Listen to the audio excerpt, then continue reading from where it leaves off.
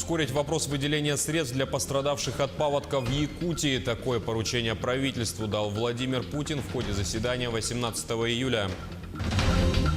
Большая половина навигационного плана выполнена. Благодаря большой воде завоз грузов в северные районы идет согласно графику. Волонтеры из Ленска, работавшие на международных интеллектуальных играх, вернулись домой. О своих впечатлениях рассказали нашей съемочной группе.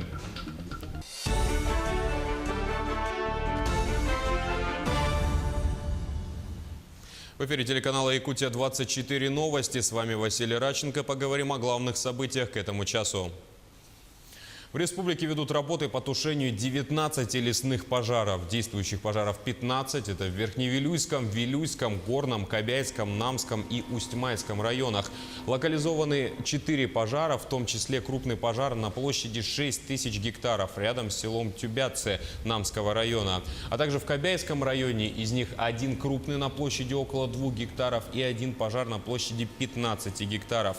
И в Усть-Алданском районе один пожар на общей площади 35 гектаров. Напоминаем, по всей республике действует режим ЧС регионального уровня. Что касается последствий ликвидации паводка, Владимир Путин поручил правительству России ускорить решение вопроса с выделением Якутии помощи из Федерального резервного фонда. Об этом шла речь на совещании с членами правительства 18 июля.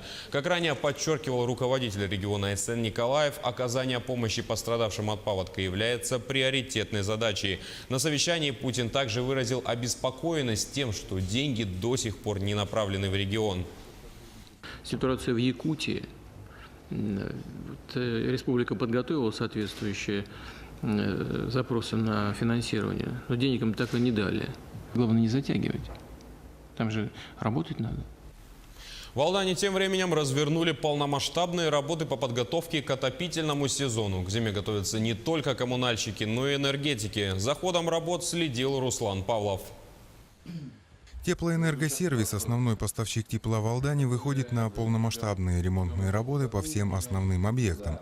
Об этом заявил генеральный директор общества Илья Горбунов, который побывал с рабочим визитом в Алданском районе.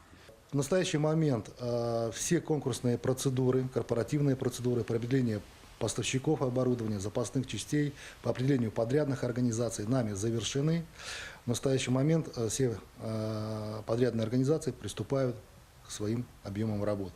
То есть начинается масштабная такая работа? Безусловно, мы полностью входим в ремонтную кампанию и будем наращивать темпы и планируем завершить все объемы ремонтных работ, в том числе объемы работ по строительству новых объектов до начала отопительного сезона. Не отстают от коммунальщиков и энергетики. Энергохозяйство в населенных пунктах не менее больная тема. Особенно в межсезонье отключение электроэнергии не редкость. Поэтому энергетики инвестируют средства в обновление инфраструктуры. Значит, на данный момент мы находимся на самом пике выполнения ремонтной программы. Работаем в сетях 110, 35, 604 киловольта. Устанавливаем опоры. Также проводим, ездим на ТП, на подстанции и проводим ревизию трансформаторов и электрооборудования. Серьезные инвестиции в обновление энергохозяйства начали поступать лет 10 назад. До этого систему просто поддерживали. Теперь ежегодно меняются сотни опор, модернизируются трансформаторы и так далее. То есть очень большая работа, и некоторые участки города Алдана, если вы успели заметить, они уже отреконструированы. И на данный момент жители этих районов, микрорайонов могут только радоваться тому, что свет не отключается и как бы постоянно идет питание. Дефицит оборотных средств в отрасли ЖКХ и энергетики – главный фактор, влияющий на состояние стратегически важных объектов жизнеобеспечения населенных пунктов района. Руслан Павлов, Алдан. Ленское отделение управления материально-технического снабжения работает в полную силу. Уже больше половины навигационного плана этого года выполнена благодаря высокому уровню реки Лены. Поставка грузов проходит вовремя. Суда приходят с полной нагрузкой. Сколько тонн на сегодня готово к отправке на северные площадки, выяснял Вячеслав Пилипенко.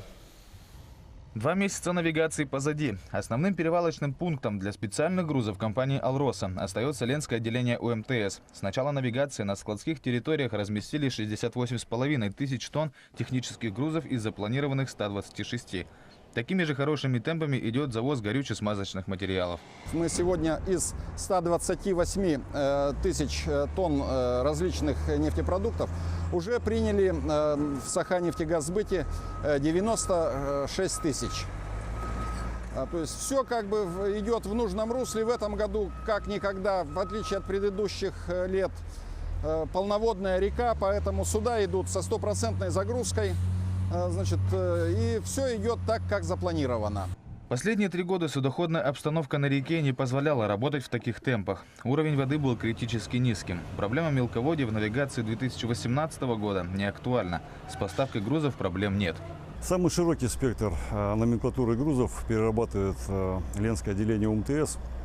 Это грузы для строителей, грузы для фабрик, для горно-обогатительных комбинатов. Резинотехнические изделия, шины, значит, строительные материалы, цемент, селитра, взрывчатые материалы. Мы называем это генеральными грузами, которые массово приходят в период навигации. Флот приходит максимально загруженный. Коллектив Ленского речного порта оперативно принимает груз с воды. В Ленске он практически не задерживается. Приоритетно сразу отправляется заказчикам. Остальная часть распределяется по складам УМТС. Вот если баланс такой сделать, с учетом того, что мы и в месяц где-то порядка 10-12 тысяч тонн отгружаем, то на сегодняшний день можно говорить о том, что где-то порядка 55-60 тысяч тонн различных грузов у нас сегодня уже принято сосредоточено на площадках. Ежедневно с территории Ленского управления материально-технического снабжения отправляют более 1000 тонн различных грузов компании «Алроса». Если судоходная обстановка на реке не изменится, заказчик получит все необходимые для работ грузы в полном объеме до конца навигации. Вячеслав Пилипенко, Сергей Счастный, телеканал «Алмазный край». Подача заявлений на охоту в Якутске перешла на электронный способ. Это стало возможным благодаря новому порядку Минэкологии республики. Теперь нет долгих и нудных очередей. Из обязательных условий охотникам нужно иметь свою учетную запись в портале госуслуг e-yakutia.ru. Запись начнется 27 июля ровно в 18 часов вечера. При записи заявитель сам выбирает дату и время. Ему придет специальный пин-код, к которому он может узнать информацию, какой специалист его будет обслуживать. Этот опыт практикуется пока только в столице республики, но в последующем будет введен и в других районах. Каждый год у нас возникали стихийные очереди. Из года в год сроки этих формирования очередей возрастало. Месяц, в прошлом году за 1,5 месяца формировали очередь. Это сами охотники, да? И тут дежурили, ночевали у нас около нашего здания, да? И формировались еще и параллельные очереди, между ними целые эти проблемные ситуации. Мы полицию вызывали. Ну, в общем, очень проблемные ситуации возникают из года в год. И чтобы разрешить эту ситуацию, наше министерство разработало и утвердило порядок электронной записи на прием наше министерство. Вопрос энергосбережения в нашем регионе становится все более актуальным. И солнечные панели – альтернативный источник электроэнергии. Их устанавливают и на крышах нашего города. Якутский предприниматель один из первых установил солнечные панели 3 года назад. Совсем недавно он поставил панели нового поколения швейцарского производства. В час офис потребляет 10 киловатт, почти 1,5 из них покрывается солнечными панелями. Но для предпринимателя это в первую очередь не экономия, а научный интерес. У нас, получается, сейчас есть архив, который мы можем следить там часовой, суточный, там, месячный.